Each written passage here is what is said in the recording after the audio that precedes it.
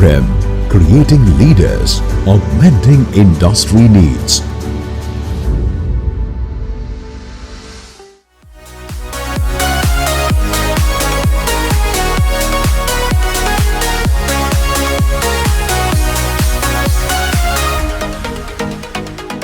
Welcome back to DQ, Dil Dimaag discussion.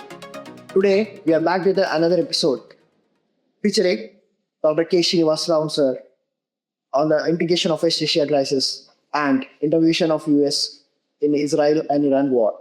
We have the host, Mr. Avesh and Ahil here, and also the right person to address on this topic, Dr. Srinivas Rao. And who has built his career as a general manager in the strategic division in Bank of Baroda. And also, he has been an associate professor in National Institute of Patent Management and director at NIBS.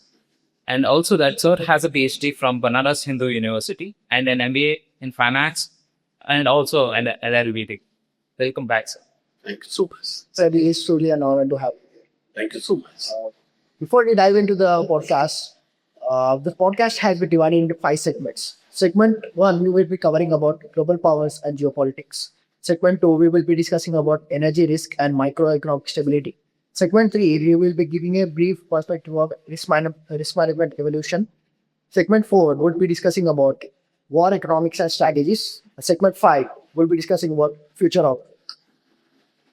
Moving ahead with the segment 1, we have global power and geopolitics. In that, sir, are we looking at the near-term geopolitical shock or the beginning of the structural shift with the long-term implications on the financials? See, anything that happens in the global platform, it doesn't happen in one day. So if you want to track the Southeast Asia crisis, that's what now, West Asia crisis, then we will have to go back to, say, some time back when the geopolitics have started developing. Because first, if recently, then it is a Hamas and Israel conflict that originated.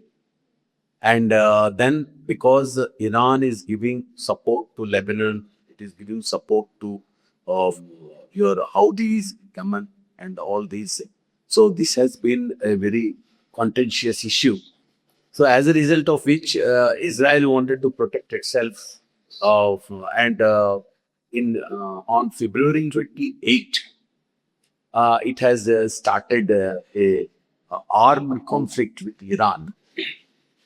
And that has precipitated into what we see today. It's almost, today is 27th, so almost 28 days now. And we do not foresee any kind of tapering down or any kind of ceasefire as far as the conflict is concerned. Now, this conflict has manifested in such a way that most of the countries which are globally connected to each other, because we are not working in silos now. After the evolution of, say, we are now in the fourth industrial revolution. Fourth and fifth, actually, fourth and fifth are almost what you call joint, you could say, because before we ended the fourth revolution, fifth revolution, that is a coexistence with the AI, we already started. So before we could stabilize IoT, that is Internet of Things. So as a result of which, what happened is the interdependency on the economies, each other, it has increased tremendous after the globalization. And India joined the bandwagon of globalization in 1991 when it has opened up its economy. As a result of which, instead of manufacturing something in the country, any country will go for global shopping. And they would like to import from wherever they can for economies of scale. Instead of building their own manufacturing capacity or services.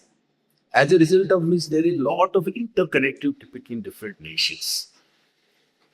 And if something happens in one part of the world, it will have serious implications on the other because of the cascading.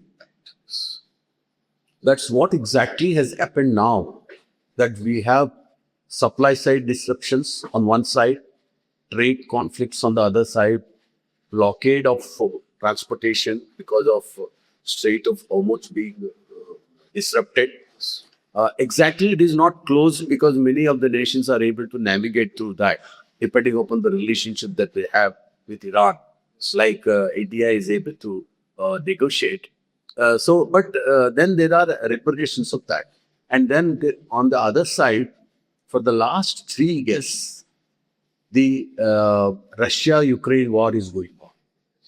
And its implications are also on the different parts of the economy. So, the complexity of the interconnectedness in the interdependence of each other has increased the risks of the domestic economy in different parts of the world. Because we are either not able to import properly or we are not able to export, and there are a lot of exchange rate problems that are happening now. So, any geopolitical development, the collateral damages are more than the actual damage in that particular part of the world. So it has become like that now. So to sum it up, we will have to see how the technology has integrated. And now you don't find fighting on the fields. You will find most of the conflicts in the air and missiles, drones, and then digital interceptions, that is, cyber breaches. These are all the risks that perpetuate in the system, because when we have started developing the world economy, if you look at the world economy as such, it was about 84 trillion in 2020, the whole world GDP. Now it is about 116 trillion. So the global GDP is racing at about 3% CAGR in the last 4 or 5 years. And on the other side, technology has integrated the operations of different countries, and like India is providing IT services to the rest of the world. And before the world could come out of the COVID shock, the geopoliticals have started increasing, uh, disturbing the total world economy.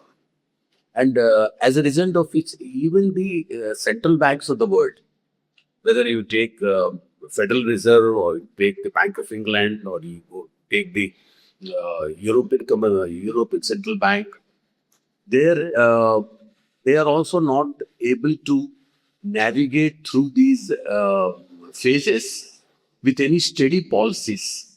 Like if you see in India, the inflation was going down for some time post COVID. We have been able to control it. It has come down below the 2% mark. Now it is again inching towards the 4% mark, though it is 3.41 last data. And our GDP has been steady, but then the risks are very predominant. So the point I want to highlight that the West Asia crisis is hitting the West Asia is fine, but it is hitting the dependent countries with its collateral damage on a much higher scale, and it will take many years for these economies to come out of these shocks they are experiencing. Like you see the Middle East. Middle East is otherwise a very trading friendly countries. Like you take UAE, you take your Qatar, or you take Saudi Arabia. They are all business friendly countries. They are hosting multi citizens of different countries. Their purpose is to do business. But even that kind of environment is now disturbed. Like if you see the Qatar, you see the UAE. So because these people are hosting the defense assets of US, and they have the repercussions of that. So we will have to see how we have to put up with these shocks and be able to come out of it as quickly as possible. I think the business continuity plans have to be booked for that purpose. So speaking of global trade, India nearly imports 85% of oil from West Asia, Middle East. As we can also, there is a disruption state of farmers. So how is India prepared for such energy shocks? And what would be the implication of risk management strategies that India should apply in the upcoming future? See, we are not untouched by the conflict that is on West Asia. So, though we are very, very friendly with many of the countries, but still, the disruptions in the supply side of whether you say the crude oil, or even the merchandise, which flows from different countries, India will be very much in the rate of getting affected. Though we may be having some kind of reserves for some time, like today I was just reading in the newspaper that we have 4 months reserves as far as the oil is concerned. And you know that we are very much dependent on, as you were just now saying, we are import dependent as far as the crude is concerned, because our local capacity is far less than what we consume, because our country is such a vast country and it is a growing country, and transportation is the most important thing for economic growth. So mobility is very, very important. So from that perspective, if you see the dependency on imports, whether it is from Russia or from OPEC countries, it is going to continue. And however friendly you may be with these countries, but still then you will have implications as far as the oil prices are concerned. And one straight implications of rising crude prices, like it shot up from 70 range to 130 range, which has now reportedly come down to $160 per barrel. Its first hit will be on the inflation trajectory. And India is following a glide path of inflation, where the inflation is monitored between 4% and 6%. That is our trajectory as far as the inflation is concerned. So we were fast cruising towards the 4% mark, and maybe that if this persists for some time, if this kind of elevated crude prices, then the input costs for every entity, because every entity will be needing transportation, they will have to buy the commodities, and for everything there is an underlying fuel cost. So a fuel cost is going to increase the prices of inputs. Inflation may go up. That's what I foresee. And WPI, wholesale price index, is also set to go up. If this condition persists, though many of the countries, including India, are trying its best to halt this menace, this crisis which has evolved now. But how long and when we will be able to see the end of it, I think only we will have to wait for that. But the implications will be there. Like many countries, we will also have implications. But in India, we are having some kind of buffer as far as our ability to put up to the uh, resistance for the price rise. So far, we have not yet raised the prices, though we have been experiencing this. But then there is some kind of a breach point beyond which we may have to raise the prices. If that happens, then the cost of all the entities. It will push up the cost, and it will have implications on the inflation directly. If inflation goes up, then simultaneously there is one more implication of that. Interest rates may also go up. Borrowing costs will go up. So there are a lot of interconnected repercussions of uh, rise in the prices. And bottom of the pyramid, the people at the bottom of the pyramid in India, because ours is a very vast country of 140 crores plus. So they will be suffering if this continues for some time. But we are very confident that we will be able to withstand this crisis as we could withstand the pandemic crisis. And wisdom will prevail that it will come to an end soon. And this disturbance will become a history in the near term to come. That's what I anticipate. But then preparedness of the commercial entities to withstand this kind of situation has to be very strong. And they will have to build the resistance as to how they do the business despite the rise in prices, rise in interest rates, and rise in liquidity risks. And all these will be there. So they should be able to anticipate and act proactively to mitigate the implications. That's what is my take. And India has endured in the past, and it will be able to endure. Hope so, sir.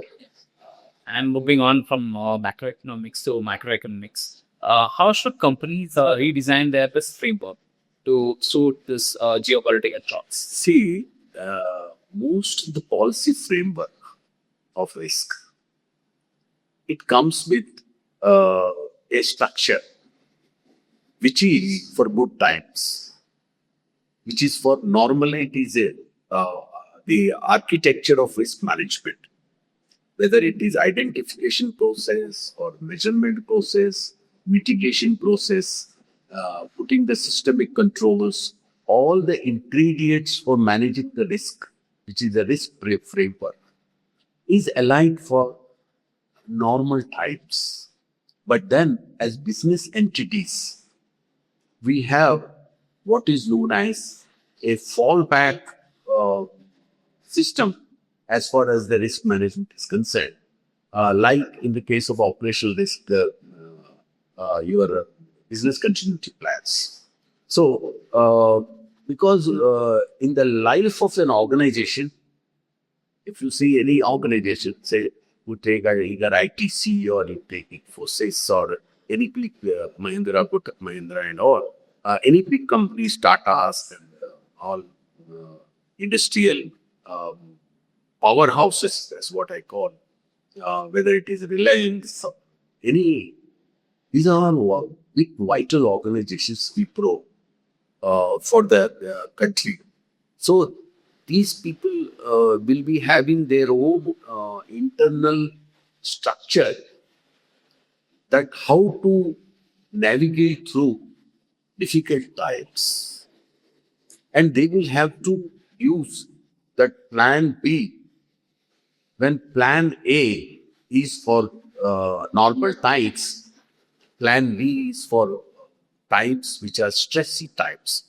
Because the impact of the disturbances, or I would say disruptions, will be different for different entities. Who is more dependent on the interconnectedness, and how much we are dependent on the domestic economy, how much we are connected with the international geopolitics or geoeconomics, what we call. So one has to. But most of these entities have risk framework for normal times and an enhanced or elevated risk framework for stressed times. That is why if you see the financial stability report of RBI. It comes every 6 months.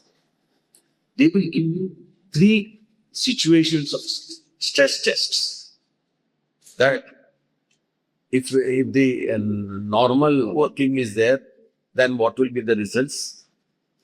If the stress is more, what will be the outcome? And if the stress is severe, what is the outcome? So that kind of a simulation of risk situations will also be done by all the corporate sector and the important entities which form the fabric of growth of the economy. So we have to definitely be concerned about it.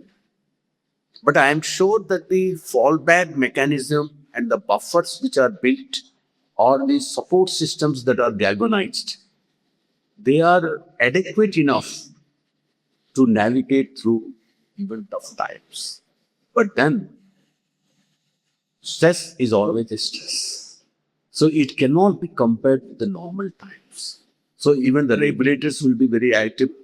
That if you see the regulators now, they will be stiffening the norms and they will be liberalizing the norms in some areas where it is required.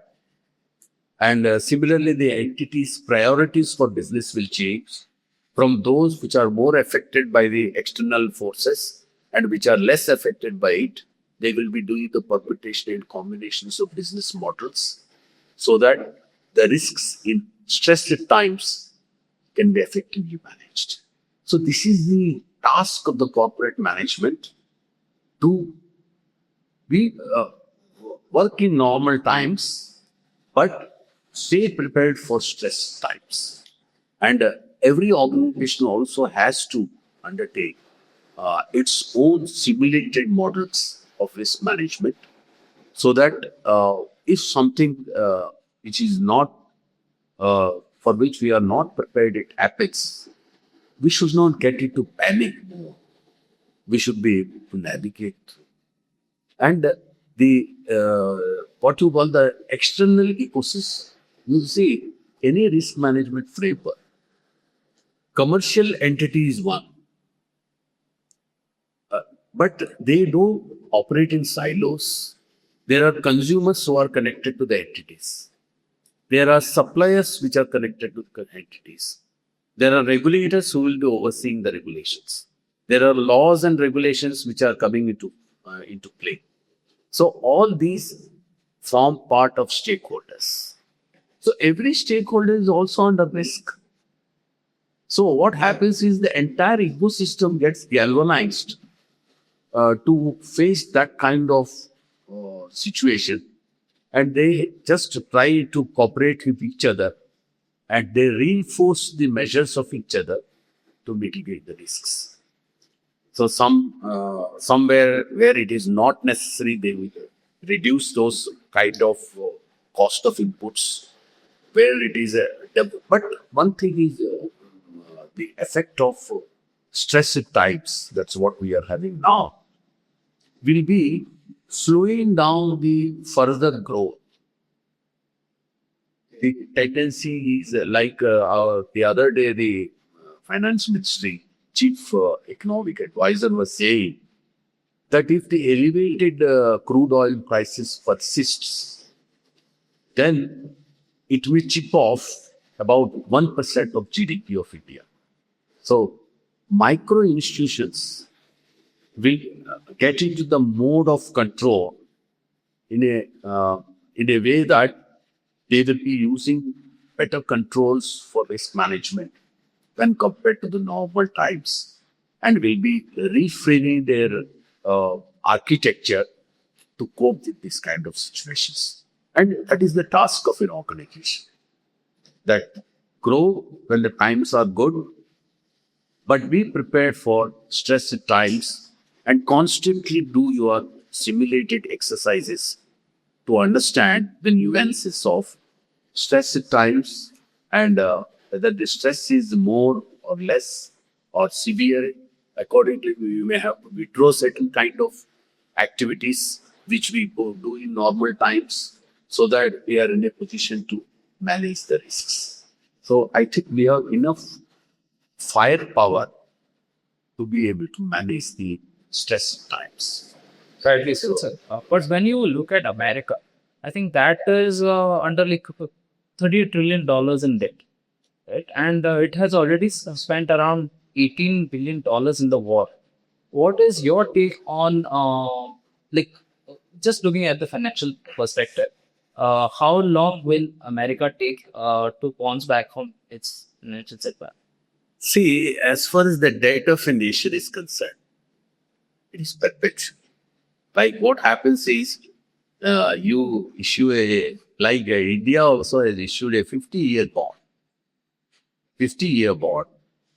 And like in COVID times, if you go into the global financial crisis in 2008, there was a time when central banks started buying the bonds, junk bonds, and started releasing cash into the economy. Means the cash supply was increased. So that kind of a thing happens. Now, as far as the debt is concerned of any country, the effort is to taper down the debt to GDP ratio. Like if you see in India, recently, the first time the union budget, 26, 27, what you call 2031 debt to GDP ratio is now about 56 or 57 in India. We are well under control. Now, I am giving the example just to illustrate your point, what you are saying. So, we want to taper it down to 50 or 51, right? In another 5, 6 years. It is a very tough task to reduce the debt to GDP ratio. Why? Because your GDP should be will be servicing the debt. There are two components of debt. Debt is one, interest is another one. Now, if suppose a country goes and thinks that I will go on borrowing, if you see, I think there are instances in US when the budget was exhausted and the government was stalled for some time because they could not operate because there was no budget for that, and that the parliament has authorized it to borrow more. So these borrowing limits go on. So it is one's own perception as far as any country is concerned as to how much in debt you would like to be. Like you and me, whether you want to be in debt or you want to save depends on individual perception of risk. Now, as far as US is concerned, the debt to GDP ratio is very high. Nearly, I think, 1.4 times or 1.5 times, because their GDP is about 22, 23 trillion and their debt is about 58 trillion. These are all the numbers which float in the system, which has the credibility or not, that is to be all the data points which we discuss here on this platform is subject to verification by the listeners as well as by those. But the point is to be taken. The point is, if you want to remain in debt and you want to do the revenue expenditure more and you want to develop the infrastructure, like every time I use the example of India because if you want to have, like in COVID times, we had your fiscal deficit of about 9.4%, which we have tapered down to, I think this time it was 4.4 or 4.6. We have tapered down because we don't want to borrow more. Suppose you want to have 15% fiscal deficit, you can spend more on the infrastructure. You can have more capex. You will build more infrastructure. But we don't want to move in that direction, that we will berserk as far as spending is concerned. So my point is, it is every country's own fiscal policy, whether they would like to borrow, they want to chase inflation, like US has an inflation target of 2%, but it is 2.9% now. The last data which I have seen, it may be little here and there, but then it is a choice of the economies. Now, if US wants to borrow more, it can always borrow. Creation of money is the prerogative of the country. But prudence doesn't suggest so. What the prudence says? The prudence says that you should always be very prudent in borrowing. Borrow when it is necessary, but it should be serviceable. See, when you borrow something, you have to pay cost for that. That cost comes from your current GDP. It cannot be carried forward. It can be carried forward in the sense that you can borrow more. That's a different issue. And second comfort for US is concerned, it is a reserve currency. And many of the countries, they invest their money in US in dollar terms. So they have enough latitude as far as spending is concerned. So I don't think that they ever are targeting as to how to taper down the debt to GDP ratio. It might be working, but it is not visible to the observers. Because I have not seen, and it's really difficult for the debt component to come down unless your GDP goes up by like exponential rate, which is not possible now, because we are now even the US GDP is growing at 3% or 2.8%. The global GDP is going at CAGR of 3%. So you can't grow more. You can grow, like if you have a growth rate of 3%, you may grow at 3.2%, but you can't grow at 10%. It's not possible because there is no latitude left in that. So as far as the US is concerned, they are borrowing very good to fund the different kinds of activities so that they can always do it. But prudence doesn't suggest so. Speaking the spectrum of debt, World Trade, what do you think would be the role of World Bank and WTO, World Trade Organization, in building resilient economy for the upcoming years? See, as far as these multilateral organizations, these are all WTO and IMF and World Bank and all these are multilateral organizations, OECD. So they try to help the economies to manage their internal finances in their own way. So they can give a helping hand, but they cannot be a support system for perpetual. Like one example is RBI can give the liquidity, okay, to tide over liquidity risk. But it cannot give perpetual resources to the financial system too late because there will be asset liability mismatches. Like that, all these organizations are intermediaries to facilitate. WTO facilitates trade by bringing trade agreements on the table. Now, trade agreement will depend upon the counterparties of the countries. If they are okay with that, then it will get going. So, all these are facilitators. They are good. Suppose you want World Bank loan, they will give for a specific project. But then you say that I want to loan for running my home, then it is not possible because these are all multilateral organizations which help the world to grow. And it is up to the different countries to avail the facilities like IMF loans or World Bank loans. And you can take their expertise, you can take their market intelligence inputs so that you can, but they cannot play a role, a definite role, because they don't have the authority to do that.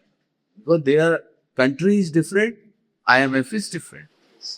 You can approach IIMR that I want low, but if the criteria is fulfilled, they will do it. But then how to run our country is up to you. Simply. So all these institutions are catalysts for growth. How you avail their facilities will depend on. I think we have speak all the things we have divided into segments. So it was a great opportunity for both of us and students and junior of IIRM have a conversation with you. So it's been an honor and always a privilege to discuss things about risk management and to do forward with that motivation. I would really thank you on behalf of all the students above for this lovely opportunity. Thank you so much, sir, for giving us an opportunity to understand how geopolitics is and strategy and the financial systems are interconnected. So that is the reason why viewers we have sir as our adjunct professor at Institute of Insurance and Risk Management.